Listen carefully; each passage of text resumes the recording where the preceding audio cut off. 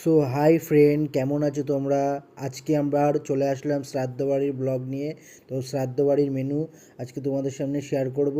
তো দেখতেই পাচ্ছ, প্রথমে পাতা বোতল চলে আসলো, তারপরে ভাত, শাক, ঘি ছিল, লেবুও ছিল, তারপরে চলে আসলো শুক্তো, তারপরে দেখতেই পাচ্ছ দুটো বেগুনি নিয়ে নিয়েছি গোল গোল। এবার আসবে মুড়িঘণ্ট ডাল। দেখতেই পাচ্ছ, যা রান্না করেছিল ভোলা কাকা, ওই টালিখোলা ওখানে রাঁধুনি, খুব সুন্দর রান্না করে। তারপর দেখতেই পাচ্ছ ইঁচড় চিংড়ি চলে এসেছে। ইঁচড় চিংড়িটা খুব সুন্দর হয়েছিল, ইঁচড়টা যা গলে গেছিলো বলার মতন না, মুখের মধ্যে গেলে মানে এত সুন্দর ছিল, মানে কিছু বলার নেই। তারপরে চলে আসলো গলদা চিংড়ি।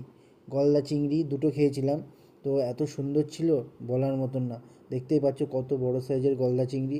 তারপরে চলে আসলো কাতলা কালিয়া। কাতলা কালিয়াটাও খুব ভালো ছিল, কিন্তু এই মাছটা আমার ভালো লাগে না, দাগার মাছ, তা ছিল না বলে নিতে হলো। তারপরে দেখতে পাচ্ছ আমের চাটনি, এতে চাল মগজ দেওয়া ছিল, খেজুর, তারপরে আম শক্ত এগুলো দেওয়া ছিল, পাঁপড় ছিল, তারপরে চলে আসলো দই, তারপরে চলে আসবে রসগোল্লা।